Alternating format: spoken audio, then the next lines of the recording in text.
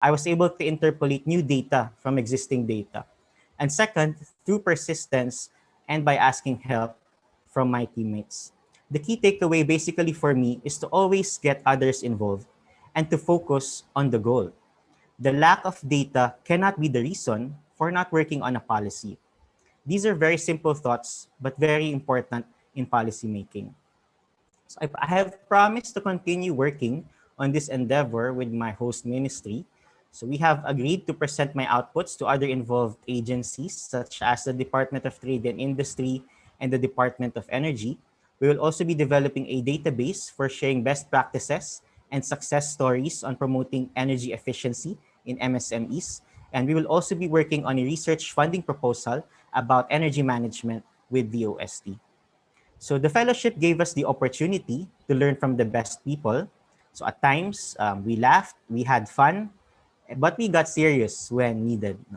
But most importantly, we got together to solve the most pressing issues of our region today. So through science and technology. So this is how we solve problems the ASEAN way. So this brings me to the end of my presentation. First, I would like to thank the ASEAN Foundation for this excellent opportunity, together with the ASEAN Secretariat and the United States Agency for International Development. My hosts at the Department of Science and Technology, the Office of USEC Rowena Guevara, Engineer Nonilo Peña, Ms. Emelita Di Mapilis, Mr. Patrick Montero, and Mr. Julius Mayorga, WattSmart, the Department of Trade and Industry, Bureau of Small and Medium Enterprise Development, the Department of Energy, particularly Mr. Artemio Habitan, the company owners and consultants who enthusiastically shared their insights towards my work. So thank you very much, and I would be happy to answer some questions. Thank you, Dr. Neil, for a very insightful presentation. For our second presentation this morning, we have another fellow from the Philippines, Dr. Angeli Vitale.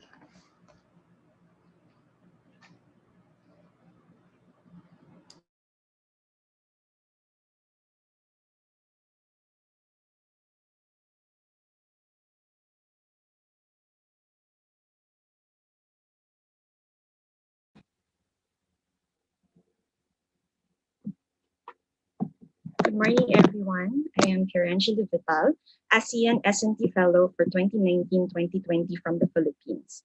My fellowship, similar with what was written in my Plan of Action or POA, is entitled Hunger Games, Policy Advocacy for Food Safety in the Philippines. My host ministry is Philippine Council for Industry, Energy, and Emerging Technology Research and Development under the Department of Science and Technology, with my supervisor, Engineer Nina Liza Escorial, and my mentor, Undersecretary Rowena Cristina Guevara. I basically have 3 POA objectives.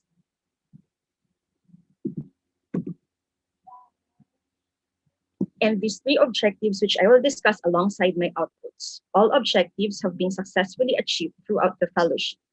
My POA is based on STI for UN SDGs, in line with my host ministry, Food Safety Act of the Philippines, as well as the Philippine government. According to the CDC, foodborne diseases remains a major public health concern globally. In the Philippines, foodborne diseases are also among the common causes of diarrhea, which remains as one of the leading causes of morbidity and mortality in the country. For my outputs, for POA number 1, which is to enhance food safety by developing framework, the following activities were done to fulfill the objective. Focus group discussions with food safety experts and stakeholders with the help of my host ministry, paper presentations on food safety in the Philippines and other Southeast Asian countries, published several papers on food safety topic in peer-reviewed journals, and organized workshops. Then, for POA objective number 1, 3 documents were done, namely framework, concept note to translate food safety to policy, and third, policy brief on micro but the documents are already with my host ministry, with notable finding that there is a lack of science-based policies on food safety, and one of the recommendations is to consult with experts and scientists in crafting standards or policies. Although during this time of pandemic, ensuring that there is food to eat is prioritized over ensuring that the food to eat is safe. I am still hoping that hunger will not be versus food safety, and that POA number 1, with the help of my host ministry, will hopefully pave the way to reduce or prevent foodborne diseases caused by the microbes to improve food safety in the country. For POA number 2, which is to improve Laguna Lake quality, Laguna Lake is the largest lake in the Philippines and one of the largest in Southeast Asia. It is one source of fishery products and economic activities, but suffers pollutive effects of industrialization. Focus group discussions with Laguna Lake Development Authority or LLDA and researchers were also done, and corresponding policy recommendations were submitted and presented to LLDA, including updated documentation and researches on the lake's microbial level and water balance to improve the quality of the lake, further sustaining not only the lake, but the people in its surroundings. As I believe in passing on what I learned because I have a baby now, POA number 3 is to enhance food safety and environmental awareness in youth. I was involved in career orientation programs as speaker, and due to the pandemic, further activity was revised to posting to social media sites with the help of my host ministry, which I believe has small reach. Other activities related to my POA are in this slide, which humbly shows awards I received throughout the fellowship year, webinars or seminars, assignments as technical working group member of another regulating agency related to food safety on developing standards, and articles or posts about my fellowship again throughout the year. I have learned a lot during the fellowship year. One challenge includes the limited or lack of science-based policies in the country, which was acknowledged by the experts and participants during the FGP. Based on this, a lesson learned, especially during this difficult time of pandemic, now more than ever, we all need and show as scientists and experts that evidence-based policies, which are data-driven, research result-oriented, and science-based management can solve national and international issues.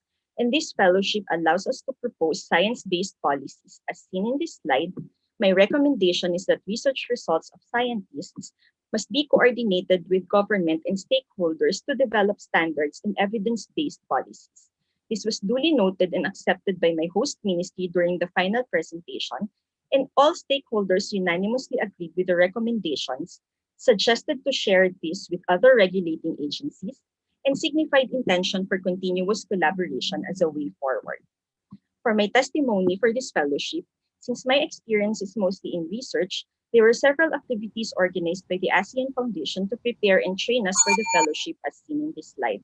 Asean Foundation continuously monitors and helps us throughout the fellowship. Also, my mentor and supervisor and their amazing team are very supportive and understanding. They ensure that my POA objectives are realized, and some of pictures of our meetings are also in this slide.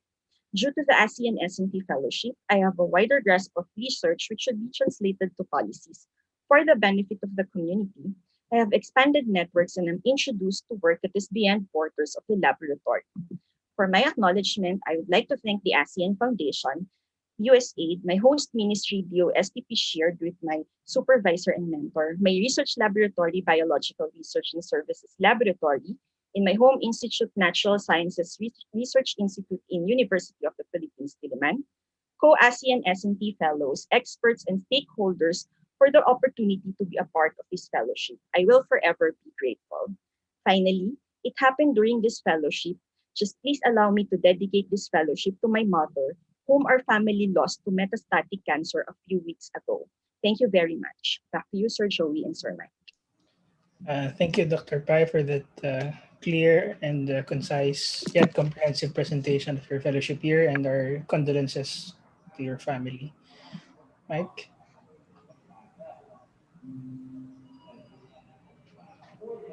Mike, I think you're muted.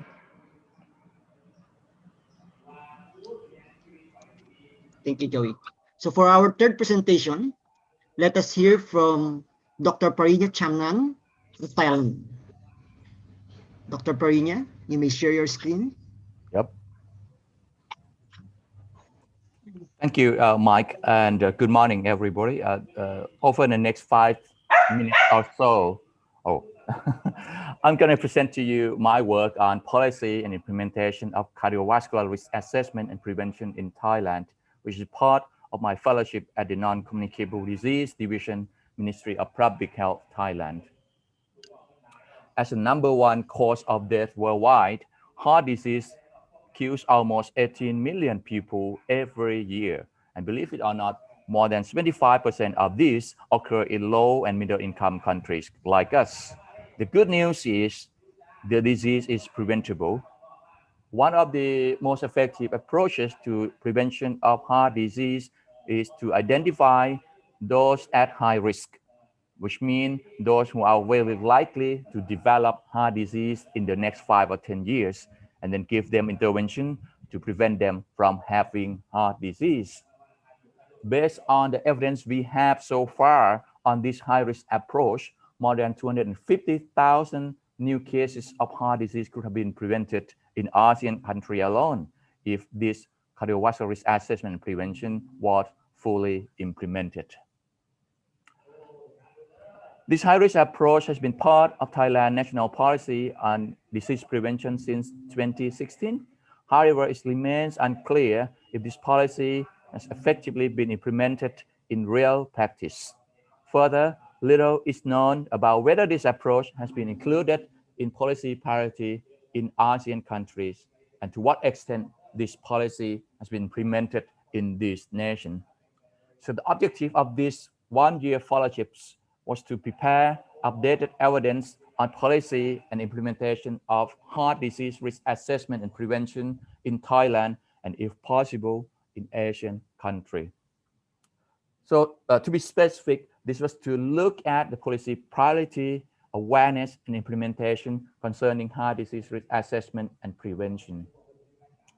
To address this, they had to do a series of fellowship activities, starting from a comprehensive literature reviews on the issue, followed by a nationwide survey in healthcare practitioners, and then an in-depth interview with various stakeholders. And based on the output of the first 3 activities, a policy brief has been developed. According to the review of literature and policy documents up to October 2019, ASEAN countries have different progress on policy and implementation of heart disease risk assessment and prevention, as you can see in the figure, which for some countries, this approach not even being on the policy yet. Results from the nationwide survey suggested that healthcare professionals were highly aware of the policy. However, their confidence and practices varied greatly, with only 15% to 27% of healthcare practitioners practicing correctly.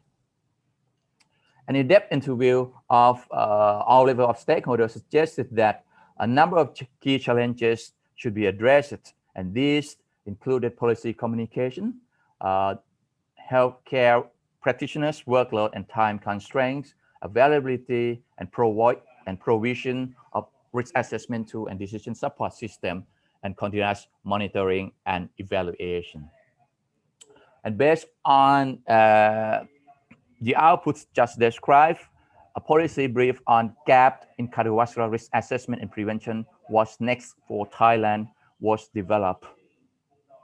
In summary, although in Thailand, healthcare professionals were well aware of the policy on cardiovascular risk assessment and prevention, great variation in implementation and practice was observed, and a number of challenges to policy implementation were identified.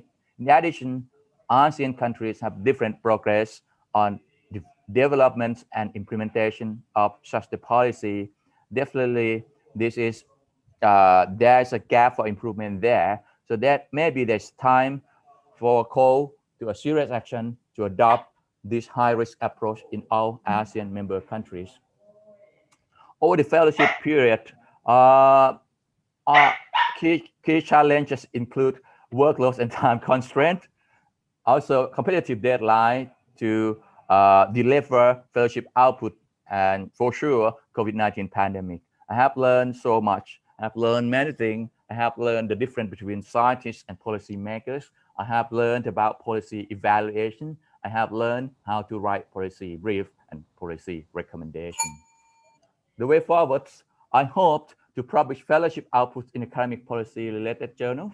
And also, I hope to be able to continue working with the host ministry to make sure that policy would be implemented more effectively. Thank you. Thank you, Dr. Parinya, for your very clear presentation. For our fourth presentation, we have Dr. Nam Huy Nguyen from Vietnam. Dr. Nam, you can share the screen now.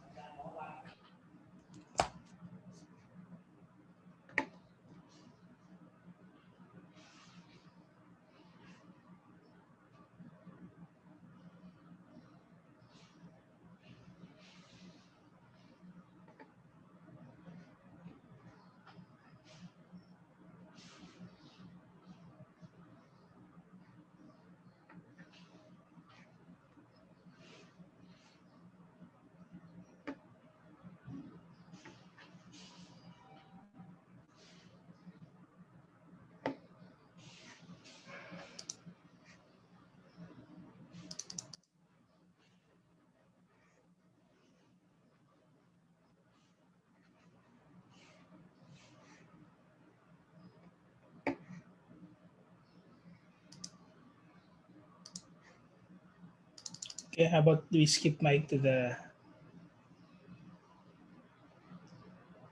We skip to Dr. Nguyen.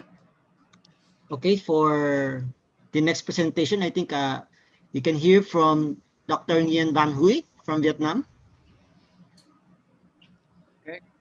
Okay, please share your screen. Thank you. Can you see? Can you see my screen? Not yet. Not yet. Yeah, we can see it. Please proceed.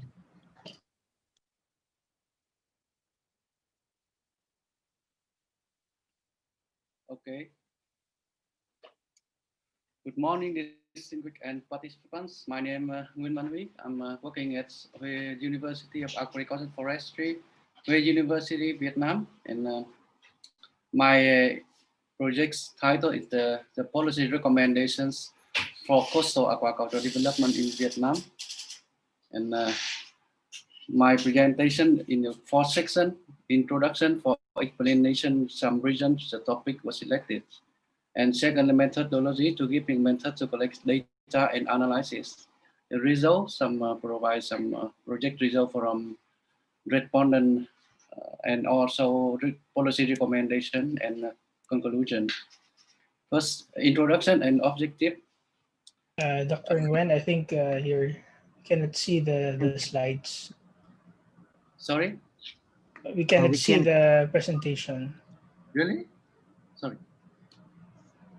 Yeah, it's visible now if you don't present it Yeah, maybe. not in presentation mode. Sorry, wait a moment. Yeah, so maybe you can just click the slide instead of using full screen. Not yeah, sorry.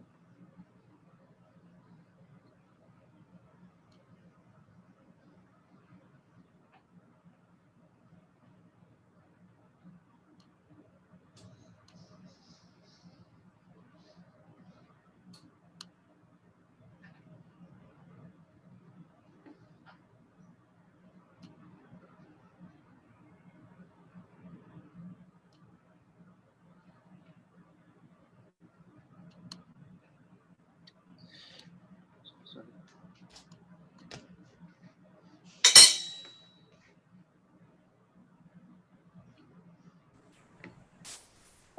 Dr. Hui, maybe you use a full screen first and then you share later. It's better.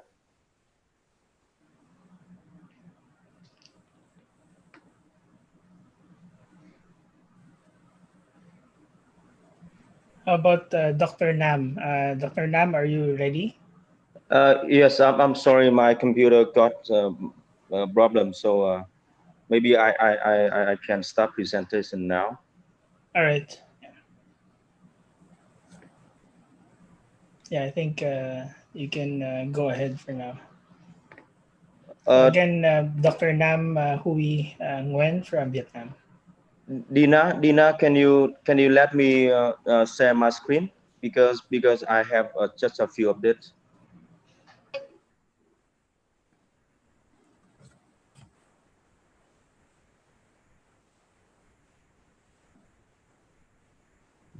Okay, Nam, you go first.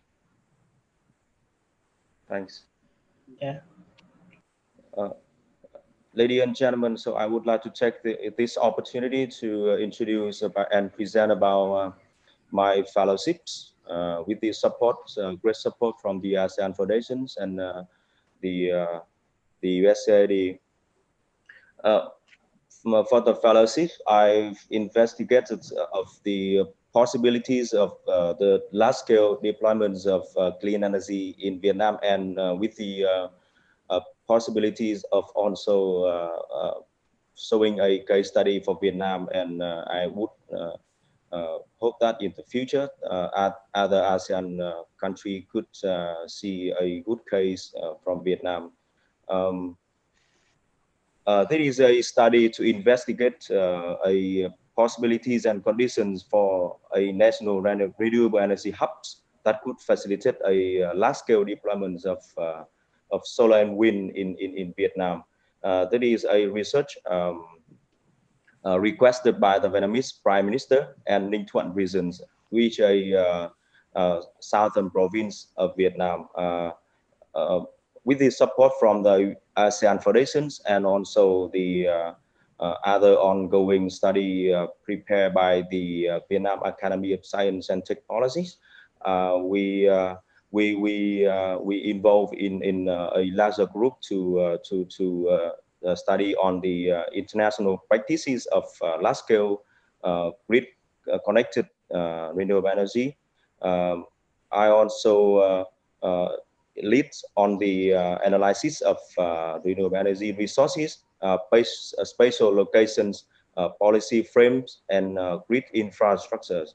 So for the review on policy frames, I also produce a book chapters that would be publishing by end of this year, and it is now happy to be listed on Amazon. So I would love to give the links for you to do me a favor of buying that book. And I also involved in prepare some policy recommendations on productions, transmission planning, and also very important for Vietnam is financing mechanisms, which I would love to talk a bit later. The key activities for my fellowships are desk research on data collections and grid structures, analysis on grids, and also solar and wind resources of Vietnam. I am one of the associates at the Vietnam Ministry of Science and Technology, do a modeling on grid modeling and congestion analysis, which is a analysis to make sure that the transmission facility is able to inject, to receive more renewable energy power. And also we look at the best practices to prepare the policy recommendations to local policymakers. So the key problems was I tried to solve is the bottlenecks of grid congestions due to higher solar and wind penetration. So it is a very tipping point and in urgent case for Vietnam, which is grid is not enough to inject more and more solar and wind power, especially in the last 2 years. You may see here lots of new solar and wind farms are located mostly in the coastal and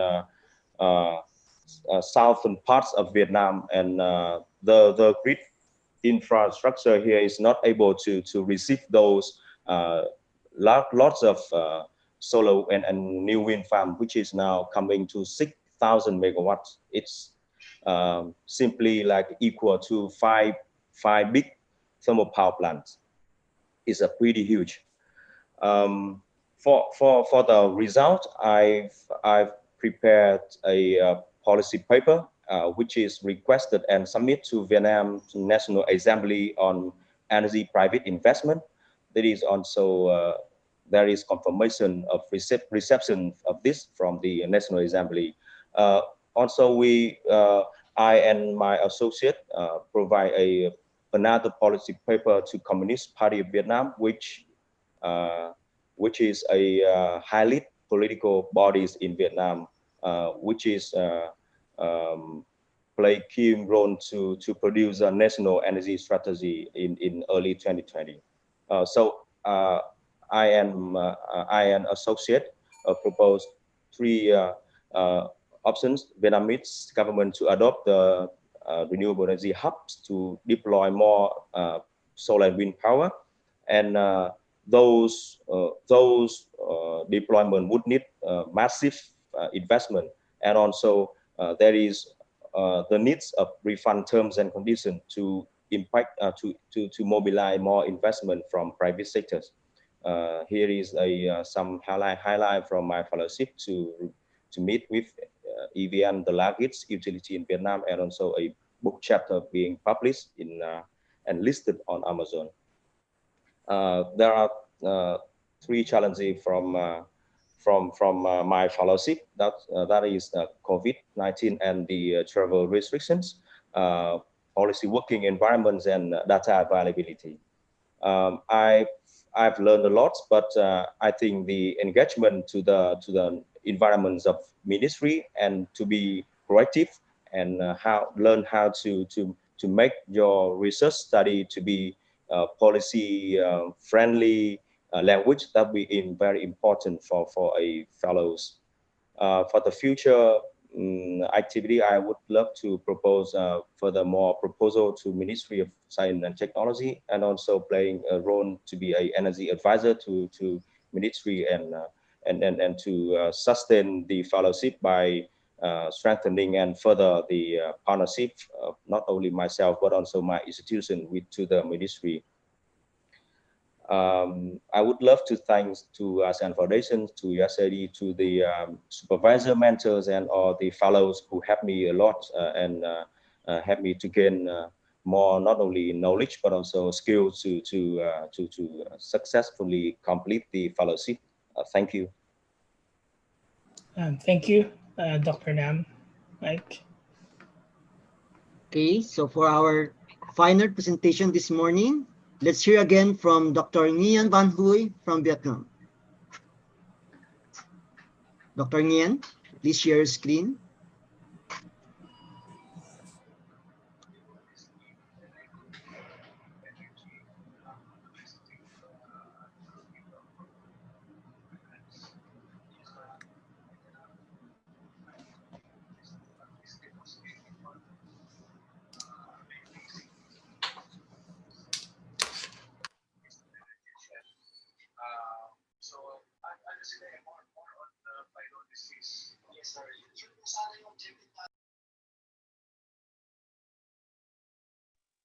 Hello, can you see my?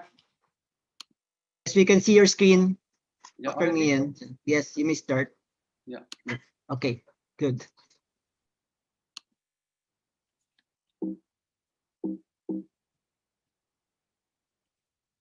Good morning, distinguished and participants. My name is Nguyen. I am working at the University of Agriculture and Forestry, Hue University, Vietnam. My topic today is the policy recommendation for coastal aquaculture development management in Vietnam. And my presentation includes 4 sections. Introduction for sharing the interpollination region was selected in this study, and methodology to give the methods for data collection and analysis, and result and conclusion. And introduction and objective, and as you know, aquaculture facing a number of trouble with stream disease, outbreak, and environmental pollution. But in this way, to that point, aquaculturists use probiotics antibiotics, chemical for disease control and environmental parameter treatment, and for objective of this study to understanding current aquaculture and analysis for data collection and also evaluation. Finally, we provide a policy recommendation for better aquaculture management in Vietnam. And for literature review, I use FAO documents, ASEAN's guideline, and ASEAN strategy, fit strategy until 2050, and also use some document from Vietnamese government, law of fishery 2017, and decree number in 42 and 2019, and other publication related to aquaculture policy in Vietnam, and methodology to obtain the objective. And for understanding current policy and aquaculture situation, I collected the data from 44 stakeholders, different groups, from university expert, from department fishery officer, local government officer, also private sector, aqua farmer, and also company for the data and analyze it. And finally, we comparison for aquaculture in line with national strategy or not, and to complete with international standard or not. The result is this figure shows the group discussion in aqua farm, and also we use 41 indicator to get the agreement from respondent for the recommendation with stakeholder. You can see this figure shows some indicator with very high agreement from respondent with more than 80%. It's very important point to give the policy recommendation. And from this result, I suggest some recommendation, because finally objective of this study is to complete with international standard for export aquaculture product. So first of all, it should be reorganized and replanning aquaculture for industrial stream culture and polyculture for management. And the second, we need to update the current policy for using drug, probiotics, chemical, to make sure that no toxic chemical residue in the product before we export to other country, and also for the domestic market. Secondly, for the technical aspect, we should be apply the recirculating aquaculture system to make sure to reduce the environmental impact of aquaculture, and also reduce the pathogen in aquaculture. It means we don't need to use any chemical in applying aquaculture if we can reduce the pathogen. And finding the markets for aquaculture product very important to balance input and output, and also to make sure the sustainability. And finally, we can apply the aquaculture insurance, because we can sharing the risks in aquaculture with high investment from the aqua farmer. And this new thing that it already applied in European region, but our region is not applied to. Finally, if we update this, we can get the final objective to complete with regional and international standard for export. For challenge, it's a very big project and big data collection and analysis in on the aspect social, economic, and environmental as well. And my background is not in policy making. We are researcher, so a little bit difficult to send our result to the real. And also lesson learned. I learned a lot, but I learned for soft skill in data collection and communication with stakeholder. Working with stakeholder give me experience, and ASEAN fellowship. I can learn from writing report in policy brief and policy recommendation in the first time for me. And I learned how to overcome the challenge in research with the COVID-19 pandemic during our taken research. So we collecting by mobile phone, or also email, or other techniques. And go forwards, of course, I will continue to keep contact with the host institution and working with stakeholders in aquaculture like a consultant to work in aquaculture in line with the government strategy to meet the international standard. Conclusion, yeah, Vietnamese aquaculture now trying to meet the standards at the global level, and now we applying Vietnamese good aquaculture practice, bad aquaculture practice, also global gap, and aquaculture stewardship council. And to do that, we need to update the current policy for better aquaculture management in coastal area of Vietnam.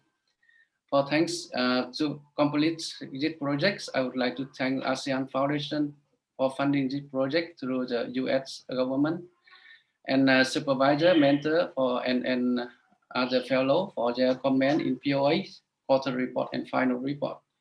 ASEAN Foundation staff and for support and in administrative producer and also other instruction for more than 1 year fellowship. I hope to give some questions from participant via message and also contact. Thank you very much for your listening. Thank you, Dr. Nguyen, for your insightful presentation. So, Joey, I'll give back the floor. That completes the set of presentations this morning. I'm sure you're all excited to hear the comments and questions from our panel reviewers. Even earlier, there are already questions being raised in the chat. We will be requesting our panel members to ask one question to a fellow, and the fellows have at most 2 minutes to answer the questions. And then after this round, we will open the floor to questions coming from other panel members or from the audience. So feel free to type in, to key in your questions in the chat or raise the hand button if you want to ask them personally. Mike, I think you can start with the question raised by Professor Tan to Dr. Nguyen, because the previous question to Dr. Pariña has been answered already. Okay, Mike, go ahead. So I think, may I ask again, Professor Tan, as regard to your question addressed to Dr. Pariña? Yeah. So yeah. for everyone to see. You have very good experience and very expert in, you know very well in aquaculture, but for animal, I mean for stream seed for aquaculture, it's very important because it may be considered to using vaccination and also, but we already have the degree to apply to manage the seed in the market. We control from outside and inside in the market. So I don't need to add more because this degree is already perfect. So if we implementation for this degree, it's good for management of seed in Vietnam, also other countries to manage the disease and our other chemical using in aquaculture. Thank you very much, Dr. Tan, for the question. We already have the degree to manage, to control the seed in aquaculture. Okay, thank you, Dr. Nguyen. So may I ask Dr. Michelle Chu if she has any questions to the fellows or any comments? May I request Dr. Michelle? Yeah, I think it's very encouraging to see many working on a range of topics from energy to food.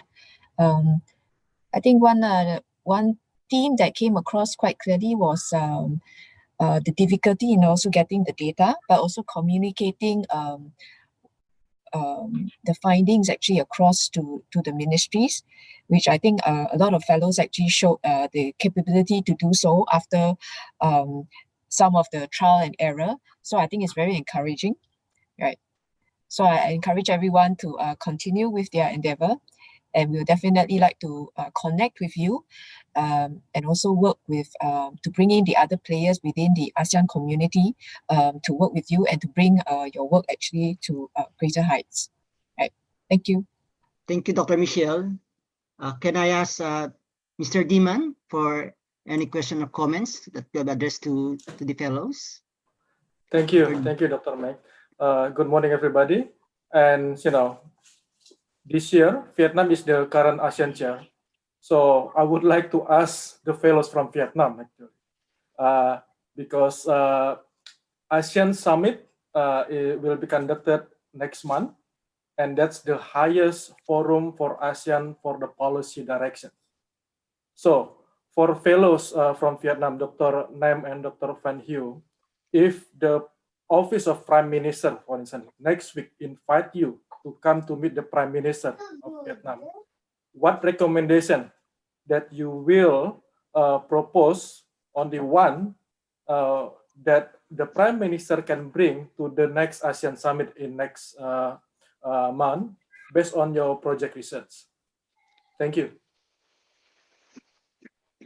Would you like to go first? You can go. Okay. So thank you for the great questions. I would love to be in the ASEAN meetings, but if possible for me, because I am an energy expert, so I see the importance of energy. Energy is one of the most key, one of the most important infrastructure for economic developments, not only in Vietnam but also across the ASEAN countries. So Vietnam recently struggled with mobilizing investment for the energy infrastructure, not only for the energy power plants, but also for energy transmission system. The recent case from Vietnam, which I am privileged to investigate, so that the current models of energy management and energy investment is a need to be changed and to be improved.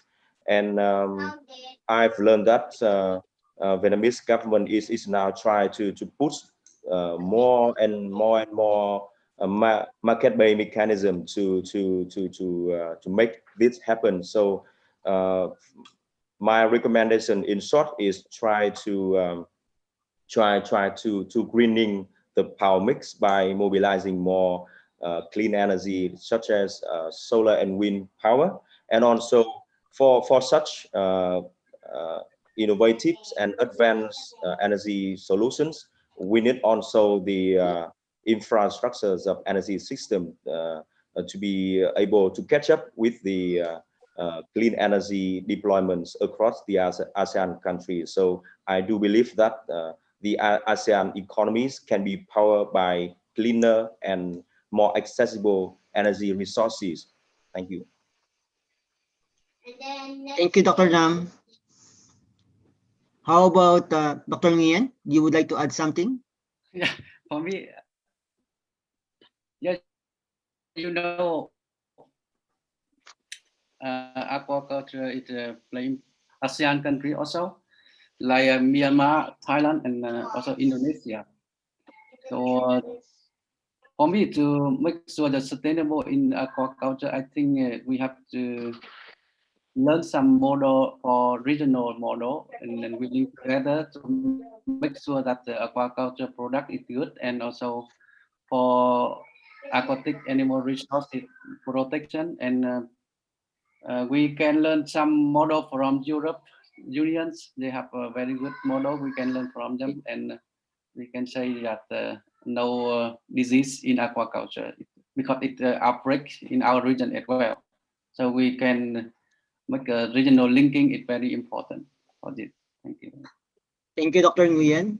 Of course, and last but not the least, may I request Dr. Yang, if she has any questions or comments to our fellows. Dr. Yang. Thank you so much. Thank you so much, moderator, Dr. Mike. I actually want to congratulate all the 5 speakers. Apart from yesterday, we have 12. Today, we have the 5 remaining. I'm very happy to see that you have done very good jobs for your country's needs, especially also for like Dr. Nam. I saw that you have publications and all that, books and all that. So I'm very sure that the implementations, your research can be put in good use. I also agree with what Dr. Michelle has mentioned. I can see that one biggest issue is data. Data. So according to Dr. Neil also, you have lack of data, but you have to actually continue doing policy recommendation even though lack of data. Okay, since this concept of the research is very much related to proof kind of scientific research. So how do you actually bridge the gap of lacking of data? And how do you come into your conclusions, your best recommendation, I would just say, with the limited resources that you have? Because I think majority have the same issue. But there will be some sort of challenges trying to mediate and minimize the impactfulness of your policy recommendation. So I just want to ask that question. But also I want to convey my my condolence to Dr. Angeli for losing your most loved person in your life. Our prayer here is all with you. I hope that you will come back again strong, and thank you for still coming and joining this program and completing your research during this hardest time. Because I have went through the same when I did my PhD. I lost my mom also. So I 100% understand how you feel. Okay, so for the other research, I think for the research that haven't approached government, I think Hui Nguyen, you mentioned that you are not a strategy policy person. Therefore, you are shying away from the community of policy maker. So I think you shouldn't do that, because your research is good. You should have confidence that you can bring complementary value, even though you said that your industry is good enough already, the aquaculture. The system is good enough. What is lacking is only the management part of it. But I think that there is always something in each person's research. They can come up with something different, So I will highly recommend you to actually come forward and do a lot of sharing with your ministry or with related parties, so that people know that your hard work is meant for betterment of your community. So I think scientists here, every scientist, even yesterday and today, have to bear in mind, without sharing your information and without recommending any improvement, your research will go to waste. Seriously. And then within 1 or 2 years, everything changed again. So the technology and the knowledge is very fast moving. So I will urge for you to really consider, open up and do more sharing. It is a good research, okay? So it's very good to implement some partnerships or whatever. Okay, thank you. And well done all the researchers and scientists. Thank you. Thank you, Dr. Yang. So any rejoinder from the fellows to respond to the comments of our esteemed panel reviewers? Yes, perhaps I think I should respond to the question of Dr. Neil. Yang. Yes, so about bridging the lack of data. So first, really had to go to the ground not to collect actual data from a few companies, and then we work with the data we have. So one technique we can use is by using modeling. So we try to change the approach of the study. So what we do is we do something like a sensitivity analysis. So we know the limit. So we know, for example, we know the total industrial energy consumption from the Department of Energy, from the International Energy Agency. Then from there, we try to do a sensitivity analysis. Like, for example, how much savings can we expect if we only capture 50% of the industry's 20%, 70%. And then the rest, we just do modeling. So for example, the expected energy efficiency gains from different types of equipment are published in literature. So for example, for motors, it's from 1 to 7%. So yeah, we do something like that. Thank you, Neil. So any more response from the others, fellows? I just would like to thank Dr. Yang In. And thank you very much, of course, to the Asean Foundation. First, I also would like to comment on bridging the gap on the data. As yes, even the stakeholders and the experts realize that there is a lack of data, especially on science-based policies on food safety. And I have a great support, yes, from the Asean Foundation, through Ms. Dina also, and the director, Dr. Eng, and also great support from our mentor, supervisor, and their team, and all of them would all be connected to be going towards the direction of policy recommendations. So thank you again. Thank you, Pai.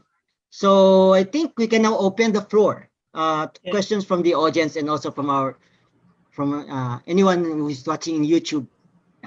Yeah, Mike, I think you have a question now in the chat from Supervisor Pugh of the address to Dr. Parinya.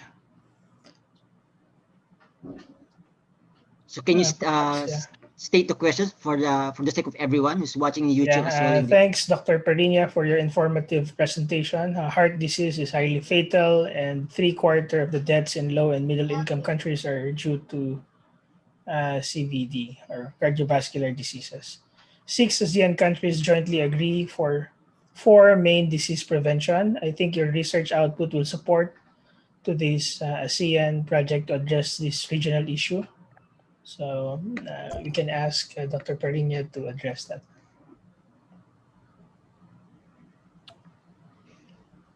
Yes, Professor Tan.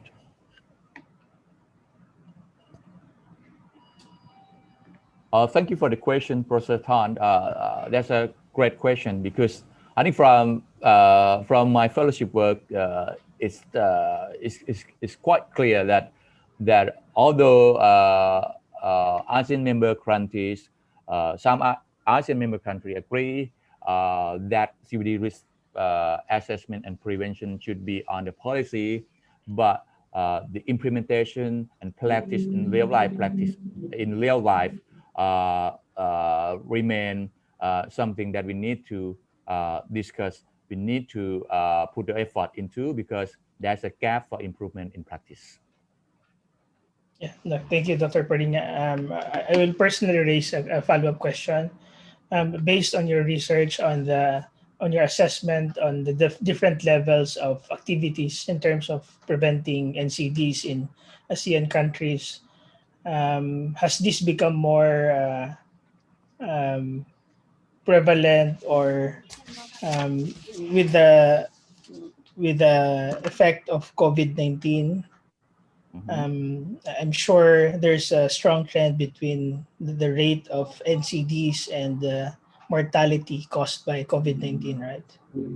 Yeah. And have you seen a trend among ASEAN countries? Not really, because my fellowship has been carried out over the COVID-19 period, right? But the data collections mainly conducted before the COVID-19 period, and then a number of data collections has been done over the COVID-19 period, but it's mainly addressing CVD risk only, not particularly with the COVID-19. So the interaction between COVID-19 and CVD hasn't been captured in this fellowship. Okay, so I think we still have a few minutes, and I take the chance to ask the last questions, and this will be addressed to all fellows. I know that you did this fellowship with much enthusiasm before COVID-19, and I'm just wondering, with this pandemic, do you think the policy recommendations you gave would be more relevant, or would it be changed if you consider the post-pandemic era? Anyone from the fellows could respond to this question, and of course, we still have time to discuss this further. Yeah, may I come first? Yeah, please.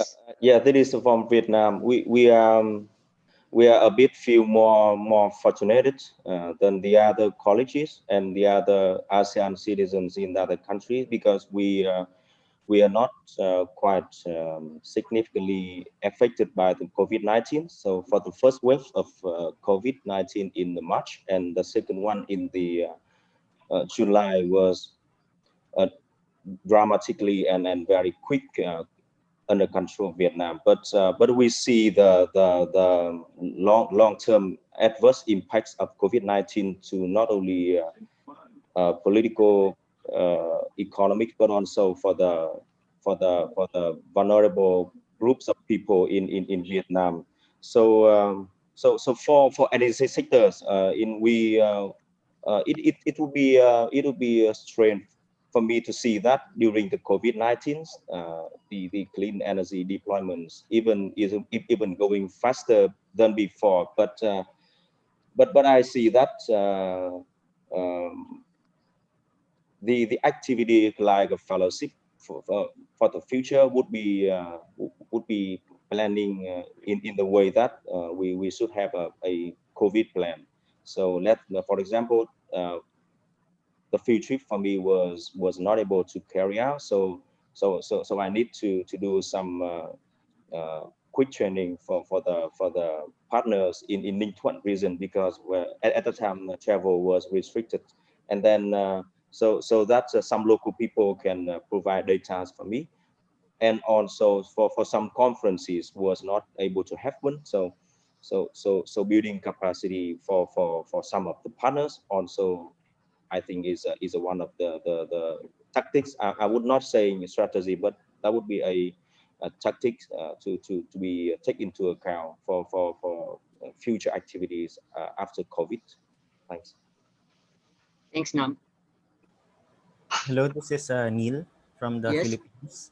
Yes, Please, so Neil. I think for my study, energy security will be I think energy security will remain to be important in any country, even post the pandemic. But however, specifically for MSMEs now, I think our priority really is to help them survive this time, to help them keep their businesses.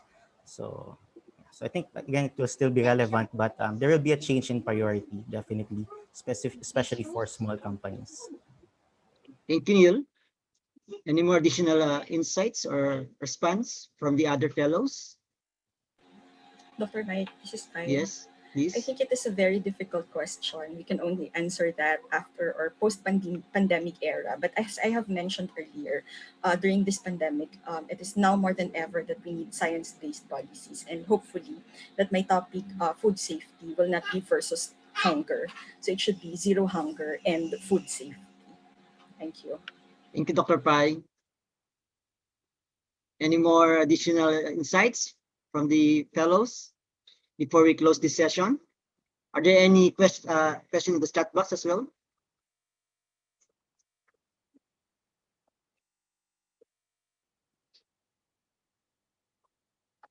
Okay, so there any more response from the fellows?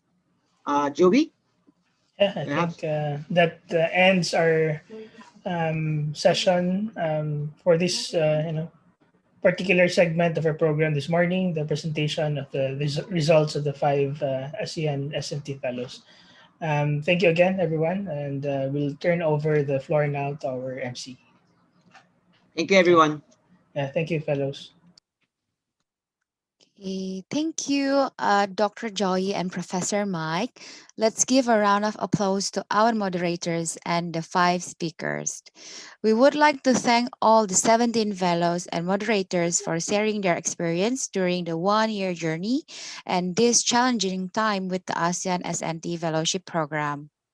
Before we proceed to the next session, I would like to invite our 2 moderators, again, Dr. Joy Ocon and Professor Mike Prementila, to have a group photo session with our panel reviewers. My colleague Ayu, are you here? She will lead the photo session. I will offer this to Ayu. Okay, thank you, Yona. So distinguished panel reviewers and moderators, allow me to take a group photo.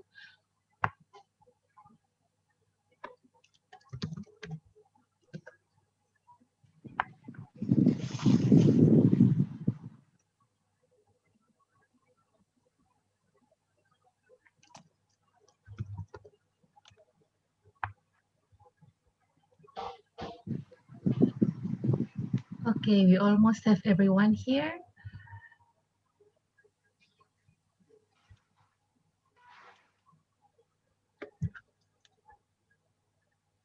Okay, please wait a moment. We are just making sure we have everybody on the screen.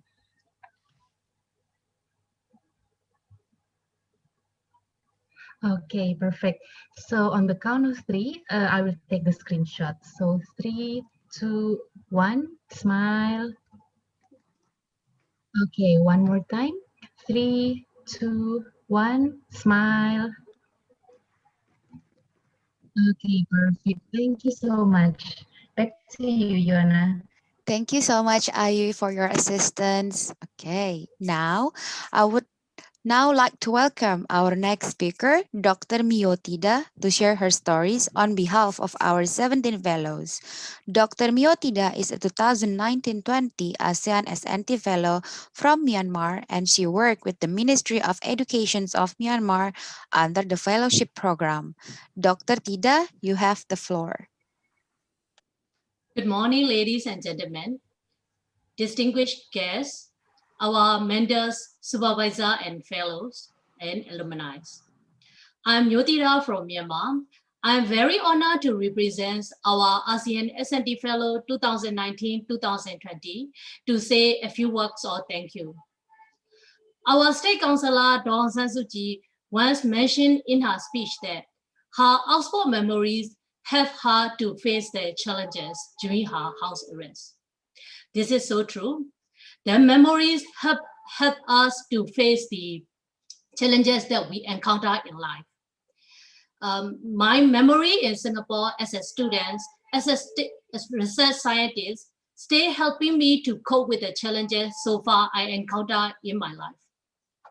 Likewise, I believe the memory as ASEAN SNT Fellow over these 50 months and the friends we made during this fellowship program have strengthened us to move forward and to face the new challenges that lie ahead. The ASEAN SNT Fellows journey was indeed very exciting. We as a scientist have developed a number of scientific breakthroughs to help the scientific community as well as the public. This SNT Fellow program has given us a new endeavors to go beyond the scientific contributions. We are given a chance to contribute to the policy-making process through the data, through the scientific evidence and the knowledge we have gained over the years. I, on behalf of our fellows 2019-2020 batch, would like to thank ASEAN Foundation, especially Ms. Dina, our coordinators, our Pushpa, and our reminders, USAID, US Mission to ASEAN, ASEAN Secretariat, and ASEAN Committee on Science, Technology, and Innovations for supporting us, for giving us a chance to contribute back to the society through this evidence-based policy-making process. This ASEAN SNT Fellow journey have given us very good friends, not only from the country, but also from the regional countries. We have supported each other through these social platforms over these 50 months. We have different private chat groups, WhatsApp, messengers like only ASEAN SNT Fellows, crazy photo groups, 3 stars, and so on. We have supported each other to face all the deadlines, especially during this COVID-19 pandemics.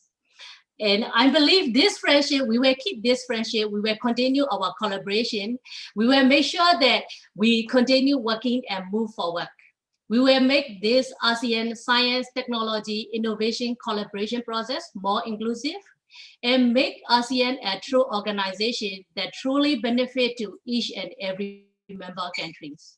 Last but not least, I would like to thank our mentors, our supervisor and host institution for supporting us, for taking care of us, for working with us, and for more importantly, for integrating our recommendation into the policy making. Thank you very much. Thank you. Okay, thank you so much, Dr. Tida, for the wonderful speech. We hope that you and other fellows will make the best use of the knowledge and skills learned from the program. Next, on behalf of the supervisor, Dr. Pew Pew Win will share some words about her journey with ASEAN SNT Fellowship. Dr. Win is a Deputy Director General Ministry of Education of Myanmar. Dr. Win, you may have the floor.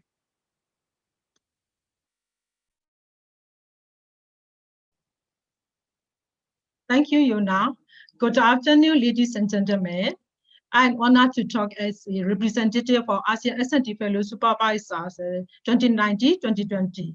This is my second time supervising as S&T Fellow. The first time was a 2016-2017 Fellow, Dr. E.J. And this year, Dr. Mutida. On behalf of all our supervisors, I would like to say thank you very much, ASEAN Foundation, ASEAN Secretariat, USAID and COSTI for giving the supported candidates to work on waste management, with food safety, energy innovative startups, and other external policies to address national needs and regional issues. This year, our fellows have many challenges to complete their action plans. However, during 15 months, they are working hard and closely with their supervisors.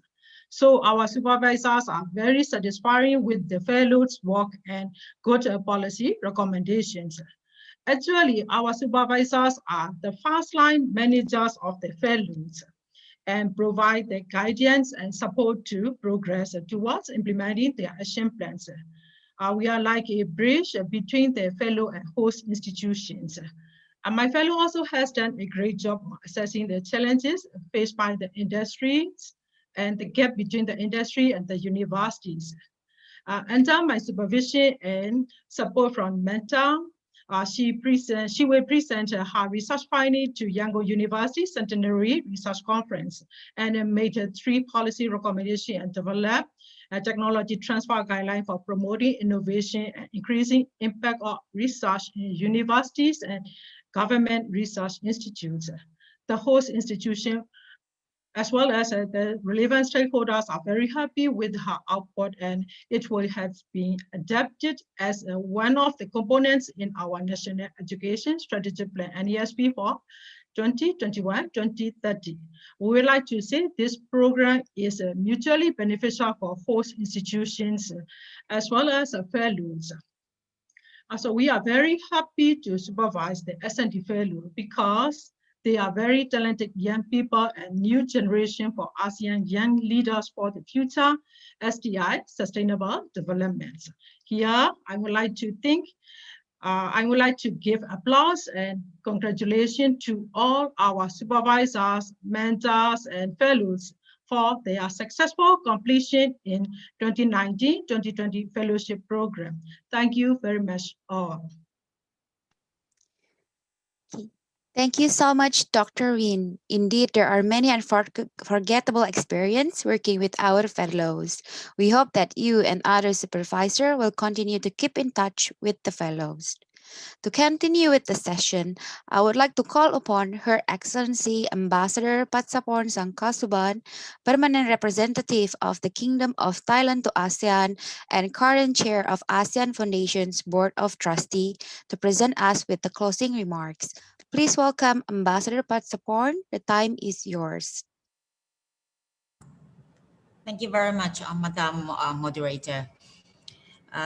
His Excellency Dr. Aladdin Willow, Deputy Secretary General of ASEAN for ASEAN Economic Community, Dr. Yang Ming Executive Director of ASEAN Foundation, Mr. Ryan Washburn, USAID Principal Officer to ASEAN, Professor Tan Tin Wee, Chief Executive, Singapore National Supercomputing Center, COSTI chairs and representatives, supervisors, mentors, fellows, moderators, alumni, ladies and gentlemen. Sawadee ka, and good morning from Jakarta. It's my great pleasure to be giving closing remarks at the virtual Closeout workshop 2019-2020 ASEAN Science and Technology Fellowship.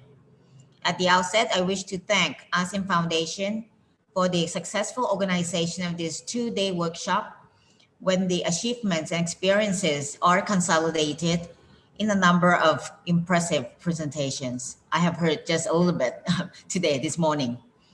I would also like to express my sincere appreciation to ASEAN Committee on Science, Technology, and Innovation, the ASEAN Secretariat, and the U.S. government through the U.S. Agency for International Development, USAID, for their steadfast support of this long-lasting ASEAN Science and Technology Fellowship. The COVID-19 pandemic has brought to the fore the importance of scientific researches, especially those related to finding the cure and vaccine to bring COVID-19 under control. Yet health is only one of the numerous areas where science and technology can contribute to enhance the quality of life of our peoples. Against the backdrop of widespread and uneven socio-economic effects of the pandemic of the region and collective commitment to achieve the Sustainable Development Goals, it is imperative to promote science, technology, and innovation efforts. Innovation is a necessary and powerful tool for us to face and overcome future challenges.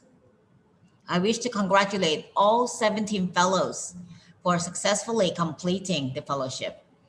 During this very challenging time, it is heartening to see that you all have managed to contribute to the region's science, technology, and innovation efforts, especially in the areas of digital economy, innovative startups, and science, technology, and innovation. At this Closeout workshop of 2019-20 ASEAN Science and Technology Fellowship, I'm very pleased to have witnessed all key stakeholders strengthening our pledge to promote evidence-based policymaking in the region and learn how the program has helped our scientists and policymakers in integrating ASEAN community and advancing regional cooperation on ASEAN strategic priorities.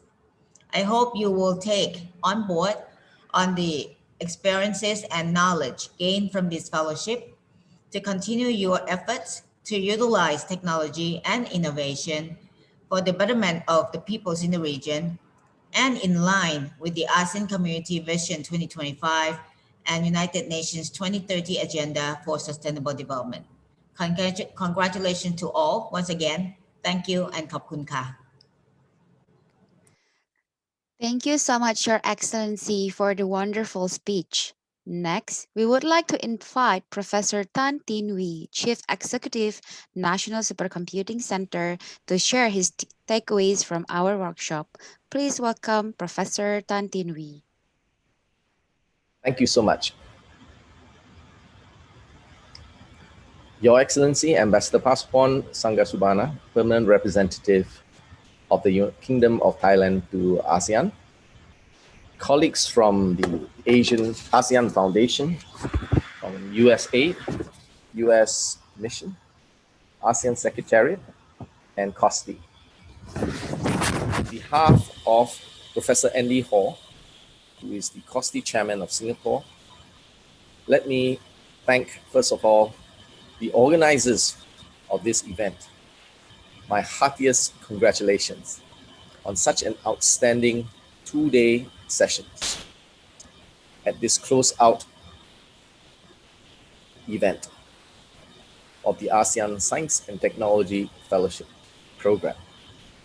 It is indeed heartening to see so many young people come together to relate to us the tremendous experience that they have undergone. And the first thing that hit me was the incredible amount of gratitude and thanks from this whole bunch of young people. Gratitude to ASEAN Foundation, USAID, US Mission, ASEAN Secretariat, and COSTI for putting together such a wonderful program to enrich their experiences. And coming from these young people, the immense sense of gratitude is just most heartening. I would like also to congratulate the very many people who have made this possible. for their sterling job in making sure that our fellows have a wonderful and fruitful and productive experience. Our today's session's moderators, our reviewers, our mentors who have spent, and supervisors who have spent months guiding and nurturing these fellows, as well as the coordinators. A big thank you to all of you and our heartfelt gratitude for making this a great success. 17 fellows from 9 countries. Amazing effort despite the challenges of COVID-19. And yet all of you have succeeded in producing incredible results, tremendous outcomes, and impactful change and transformation going forward for our entire ASEAN family. One thing that stood out for me, in addition to the professionalism and the scientific quality of your presentation, was that palpable sense of friendship that was created as a result of this program. Not just amongst the 17 of you, but also with the alumni. And I hear that there are some 79 of you altogether. This incredible network that you have created of friendship, trust, and cooperation certainly stands and augurs well for the entire ASEAN family going forward. Without friendship, without trust and cooperation, it is impossible for us to move forward in this world of fake news, trade wars, and all kinds of tribal conflicts. The world needs more young people like you who have established this network of trust from different countries, from different cultures, race, and religion, to be able to come together regardless of your background, your training, cooperate in order to build a brighter future for the entire ASEAN community and beyond.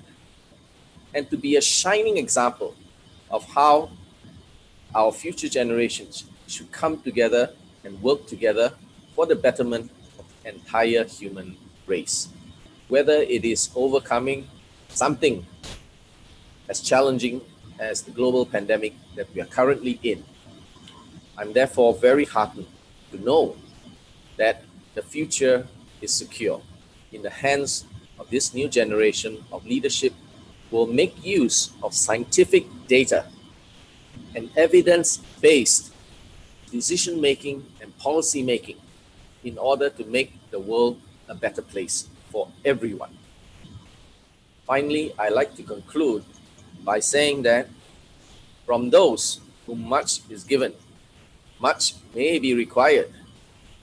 And I certainly hope that the example of your seniors, the alumni of the ASEAN S&T Fellowship, who have come back to serve, who have come back to support you, who have come back to play key roles in subsequent events, that you too, as fellows of the S&T program, would consider it something to pay back to serve as alumni, continue to contribute to this amazing program, this amazing network of people. Thank you so much. And from Singapore, and on behalf of my COSTI chairman, thank you for giving me this wonderful experience to share in the fantastic work that you have done. I am very much enriched by this 2-day experience, and I think I benefit probably more than you have in this program. Thank you so much for giving me this opportunity to share with you this joy, this excitement, this friendship, this trust and cooperation of the ASEAN community. Thank you. Thank you so much. Thank you so much, Professor Tan, for such wonderful and kind words. K. The fellowship program could not have happened without the support from our partner USAID. Let's welcome Mr. William Trick, Deputy Director, Office of USAID ASEAN, to give us a few words of closing. Mr. Trick, the floor is yours. Thank you very much, and good morning. Her Excellency Ambassador Padsapan Sangkatsuban, Permanent Representative of the Kingdom of Thailand to ASEAN, Professor Tan Tin Wee, Board of Advisors to ASEAN Committee on Science, Technology, and Innovation, distinguished delegates and representatives from the ASEAN Committee on Science, Technology, and Innovation, ASEAN Committee of Permanent Representatives and Dialogue Partners, and ASEAN Secretariat. Thank you very much for allowing me to deliver this closing remark at the ASEAN Science and Technology Fellowship Program. Although I'd rather be there in person, meeting virtually is an important step to keep everyone safe. We're pleased to partner with the ASEAN Committee on Science, Technology, and Innovation, COSTI, ASEAN Foundation, and the ASEAN Secretariat to increase links between science, technology, and policy within ASEAN. I want to specifically thank Dr. Yang Mi Yang, Executive Director of ASEAN Foundation, for her leadership, and to the entire ASEAN Foundation team for the successful management of this fellowship program over the last 3 years. USAID is grateful to have such an outstanding implementing partner who can deliver this program with so many achievements. Congratulations to the 2019 and 2020 fellows for your hard work and noteworthy accomplishments. Now you join with 69 other former S&T Science and Tech fellows to bolster the strong alumni network made possible through this program. I hope you can continue to contribute to supporting evidence-based policy decisions in each of your home countries and for the greater ASEAN region as well. I want to also take a moment to discuss the importance of the sustainability of this program. As ASEAN dialogue partners, we are often able to provide an initial push to get a program that meets ASEAN's agreed objectives initiated. Yet the resources it takes to catalyze these efforts would be wasted if we did not work with ASEAN to ensure ways to strengthen programs to continue in the long term under ASEAN leadership and management. I am pleased that the ASEAN Committee on Science, Technology, and Innovation is very supportive of this program. And we also hear that the alumni of this program created an organization for maintaining an active network to promote joint activities across ASEAN member states. We hope these efforts will lead to ongoing fellowship program opportunities in the future. To the end, I am confident this is not the end or goodbye, but a starting point for a new endeavor for all alumni to promote a culture of science-based policymaking throughout the ASEAN region. Now, I was only able to observe, just to qualify my remarks, I am off of the official remarks right now, so you will have to give me some leeway and don't hold me into account. I'm off the official government position, but I was only able to observe a certain amount of this closeout workshop. But from what I did see, I see that everyone is adding great value to ASEAN and great value to where you're from. And I think that's wonderful. And this is only going to make ASEAN stronger, and it's going to make everyone's relationship within ASEAN stronger.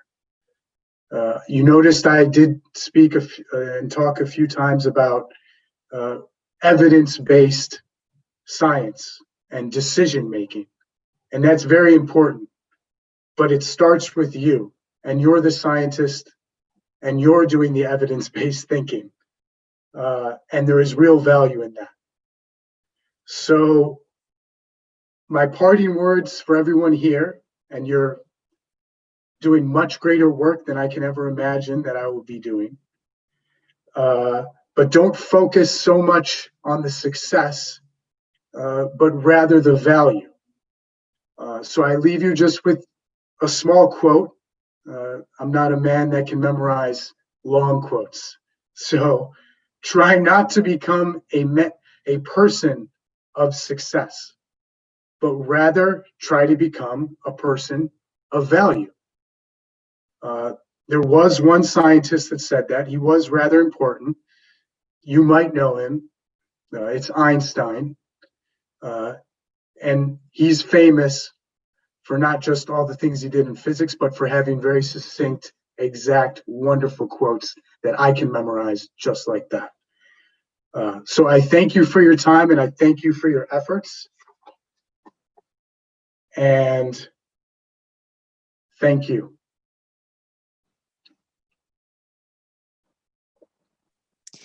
Okay, thank you so much, Mr. Trick, for your closing remark. Now we have come to a session that we all been waiting for. So we would like to invite everyone to join us in a special appreciation session for our fellow supervisor and mentors.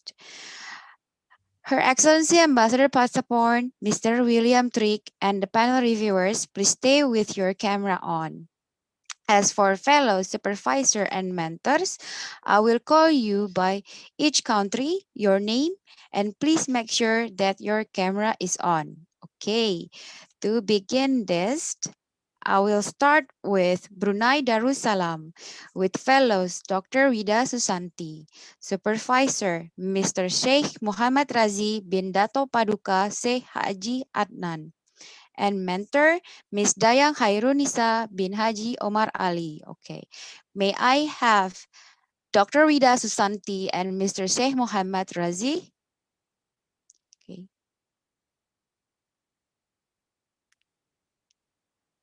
Okay, please be waited as we are now arranging the photos.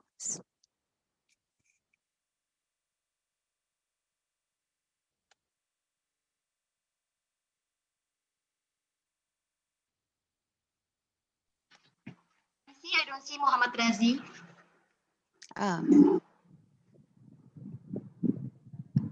Mr. Razi is here, right, Mr. Wida?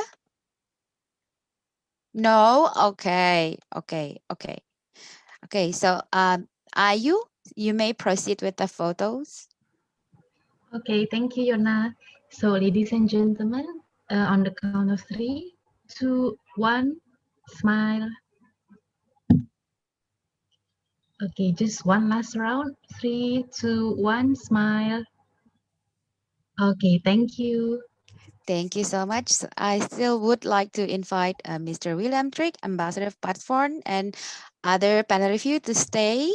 And afterwards, I will call Cambodia. However, fellow Dr. Tan Resme cannot attend today's sessions due to personal matter.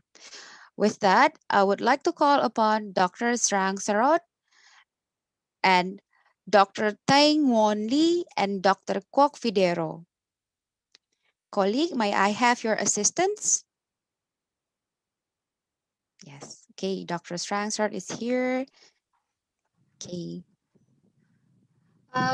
Mr. Tang Only, could you please open your camera? Okay, got you. Yes, already I did. Yeah. Okay, thank you, Mr. Tang Only. Okay, Ayu, please proceed. Okay. Okay. One. Okay, perfect. Thank you so much, fellow, and congratulations for your works. Okay. Next, I would like to call fellows from Indonesia, Dr. Himawan Tri Bayu, with his mentor, Ms. Wiwik Giuliani, and Professor Michael Permentila. Colleague, may I have your assistant? Yes.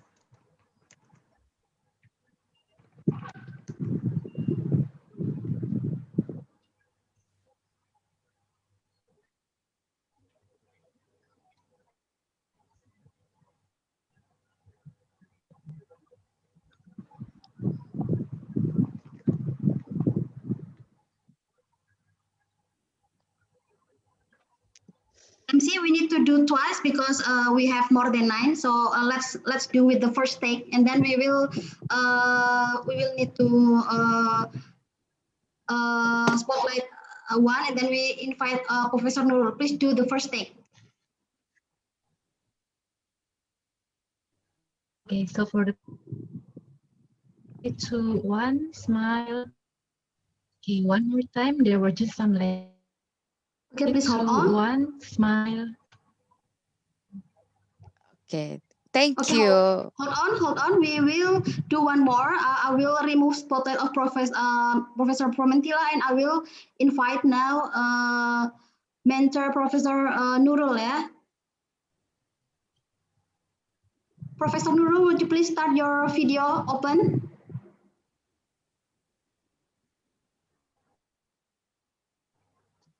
Professor Nurul, are you there? Okay, then we can proceed. MC, please. Okay, okay. It seems like Mr. Amal has joined the photo session, so I would like to call now Mr. Bayu, along with his mentor, Miss Wiwik. Can I have my colleague assist me on this, Mr. Bayu and Miss Wiwik, please? Okay, thank Miss you. Hello, Wiwik. Mr. Bayu. Yes. Miss Okay. Wiwik, would you please open your video? Okay. For other mentors and supervisor, may I ask you to open and turn on your video, please?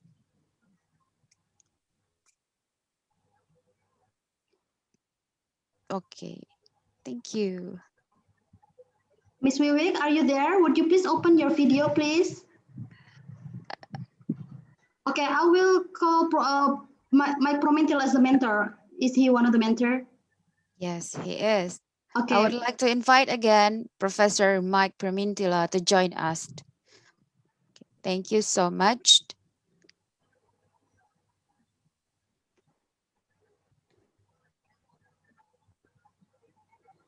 Okay, Mbak Dina, do we have everyone?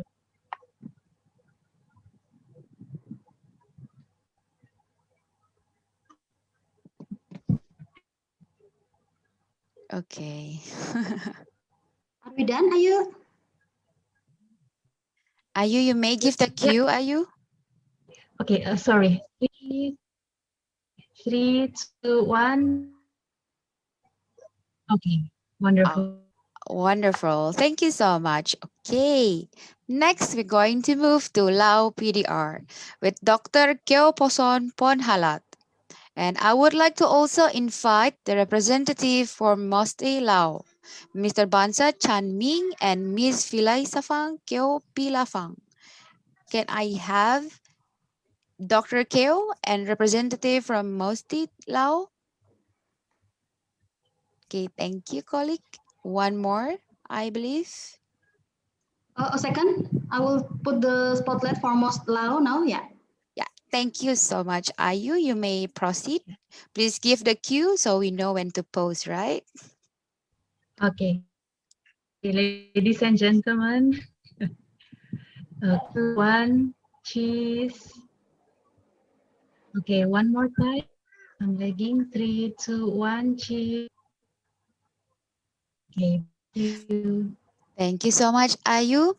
Coming up next, Dr. Seng Pasit Honggalon with his mentor, again, Professor Michael Pramintila.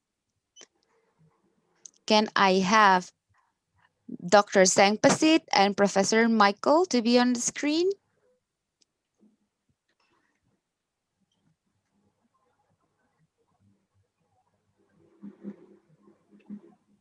Okay. Okay, Ayu, please. Wait. One more. Okay. Okay. Yep. Okay. Okay, we have everyone. 3, 2, 1, cheese. Okay, thank you. Thank you so much. Congratulations once again to Dr. Seng Pasit. Okay, now we're going to call fellow supervisor and mentors from Malaysia, Dr. Nurhayati Abdullah. May I have you on screen with us? Hi, yes, I'm here. Thank you, Yona. Okay, and Supervisor, Miss Jagdish Kaur Chahil Santok Singh. Thank you. Yes, I'm here too. Okay, I haven't seen Miss Nurhayati. Okay, she's here. Okay, Ayu, Yes, please I'm here. proceed. Yes. Okay. 3, 2, 1. Okay, thank you. Thank you Thank so you. much, Ayu. Thank you, Miss Jagdish. Thank Congratulations you, once Dr. again Chanya. to Miss Nurhayati. Next, I would like to call upon Dr. Zamir Zulkifli with his supervisor, Dr. Nor Azlina Binti Arifin, and mentors, Mr. Shifa Kumar Solai Raja. May I have my colleague assist me? Okay. Good morning, everyone. Thank you. I still haven't seen. Okay, nice. Are you, please? Yeah. Okay. 3, 2, 1. Cheese. Okay. Thank you, everyone. Thank you so much, everyone. See you, Next, Yona. from Myanmar, Dr. Myo Tida with her supervisor, Dr. Pew Pew Win.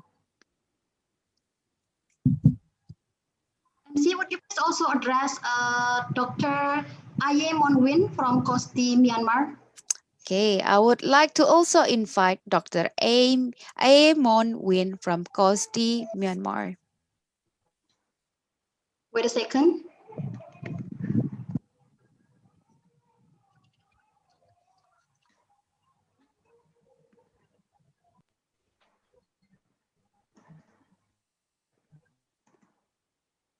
Okay, I don't see Dr. Aye Monwin. Please proceed. Okay. 3, 2, 1. Cheese. Okay. Thank you.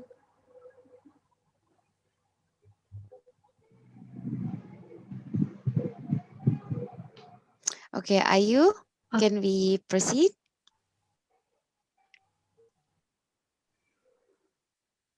Yes. Ayu? Yes. Hello. Can you hear Okay, me? are you finished taking the Hello. photos? Yes? Okay. Shall I proceed? Yes. Okay. Next. Yes. All good. Thank you. Okay, yeah. Next, I would like to call Dr. Tanda Shwe with her mentor, Mr. Yan Nong So, and along with the Kosti from Myanmar, Dr. Aye Mon Win.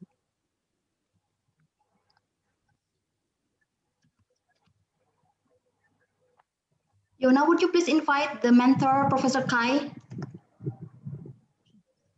Yes, I would like to also invite Professor Kai Lwin Tun to join the photo session.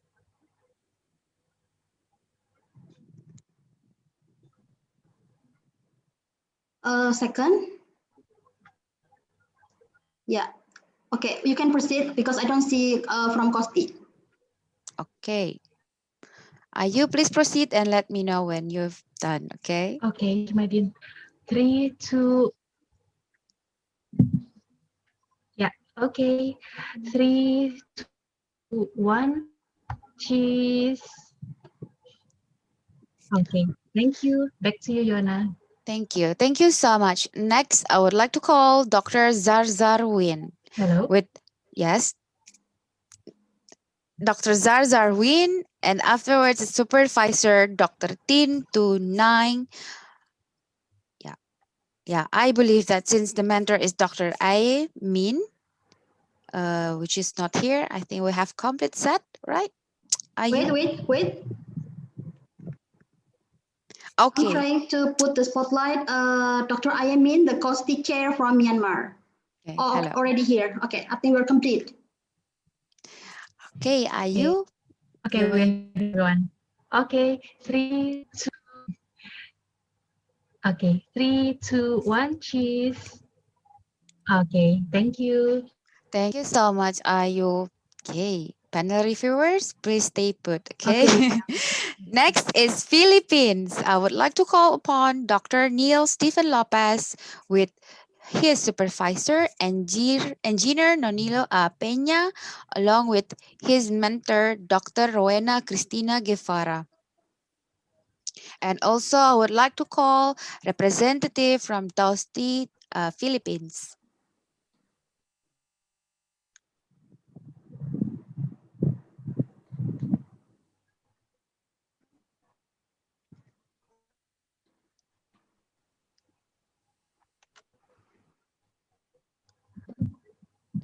Okay, I think we have everyone.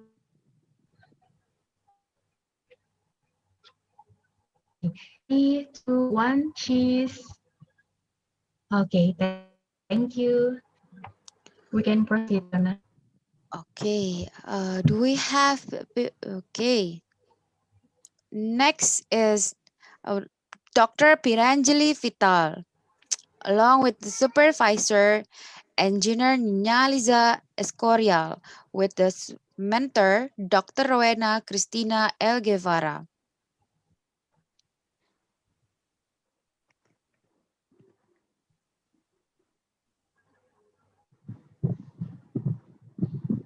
Okay, do we have everyone?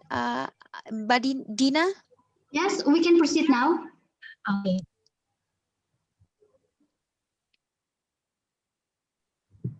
Okay, 3, 2, 1.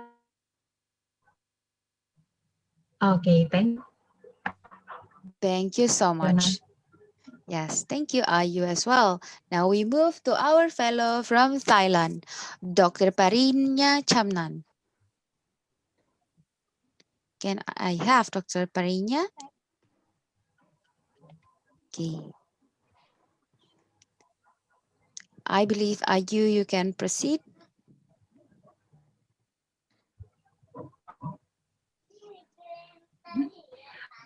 Three, two, one, cheese. Okay, just one more time. 3, 2, please. Okay, thank you, everyone. Thank you Can so continue. much. Okay. Now, our two fellows from Vietnam. I would like to first call Dr. Nam Hoai Nguyen and also Miss Bui Thi Tu Lan. Can I have all these people on the screen? Yeah. Okay, thank you. I don't see Miss Bui Itulan. You can proceed. Okay, Ayu, please proceed. Thank you very much. Okay. Okay, 3, 2, 1. Okay, thank you, Yona. Thank you, Ayu. And the last but not least, of course, Dr. Nguyen Phan Huy. Yeah. And also, I would like to invite Professor Kai Luin Tun as the mentor for Professor Phan Huy. Can I have? Oh, okay. Oh, it seems like Miss Bui Thi Lun just joined us.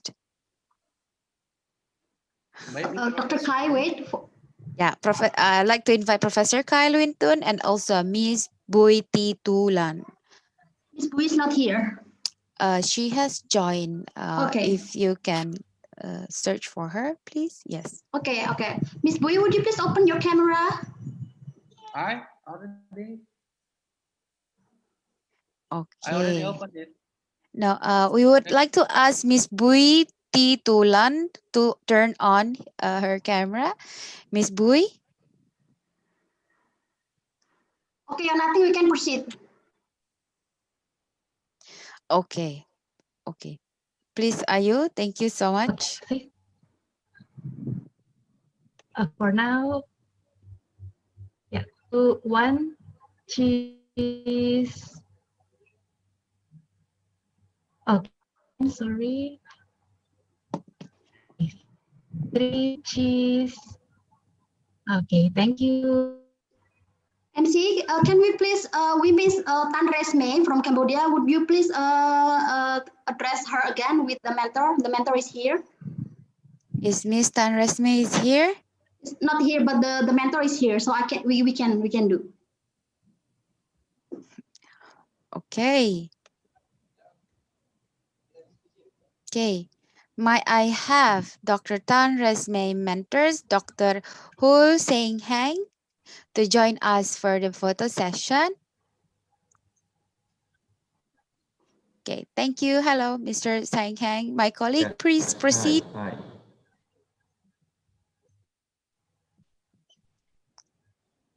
I do represent Everyone both here? Costi, Cambodia as well. Are you? Okay. Yeah. So 3, 2, 1, cheese. Okay, great. Okay, thank you very much, Ayu and Dina, for your assist. MC, sorry, one more, because we missed Professor Nurul. Yes, We missed sorry, I'm Professor from Nurul Bank Nurul. Indonesia. Yes. Yeah, can we please repeat for Amal once Sorry, more? yes. Okay. May I call upon Dr. M. Ikhasul Amal, Dr. Muhammad Amin, and Professor Dr. Nurul Taufikur Rahman Yes. for the appreciation post. Yes, I'm here. Yeah, Yes. Dina and Ayu, please Yes. also invite Dr. Amal and Dr. Muhammad Amin. Okay. Yes, Pak Amin, would I'm you please Amin open here. your camera? Yeah, Okay, Pak Amin, okay. would you please open? Okay.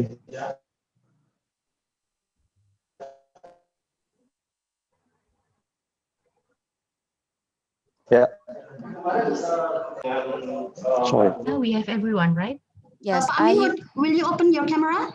Okay, cool. Yeah. Yeah. Okay. 3. Okay, great. Thank you. Okay, thank you so much, Thank you everyone. much. Congratulations everyone for fellow.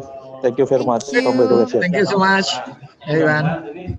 Thank you so much. Thank Okay, so you. Thank you so much. thank you very much, everyone, for participating in the special appreciation session. And big congratulations once again to all fellows, supervisor, and mentors. Before we close the workshop, I would like to kindly ask everyone to fill out a short survey about this workshop. Your inputs will be very valuable to ensure continuous improvement of this project. Please see the link of survey in the chat box. I believe my colleague Sutida will share with you the link to our survey. Okay. Now we have finally reached the end of the closeout workshop of the 2019-20 ASEAN Science and Technology Fellowship. Please allow us to extend a special appreciations to everyone for giving your undivided attention throughout the 2 days workshop. We also want to express our gratitude for the enormous support of all partners for making this program a success. For supervisors and mentors of our current fellows, we would like to kindly ask you to remain in the Zoom platform. Please take a 10-minute break before moving on to the sessions for focus group discussion at 10:40 sharp. You can turn off your microphone and camera during the break. As to all participants of this workshop, we hope you gain some invaluable insights on the development of science and technology in the region from our distinguished speakers. We look forward to welcome you again at our next webinars. Until then, please stay safe, healthy, and have a great day. Thank you so much, everyone. Bye.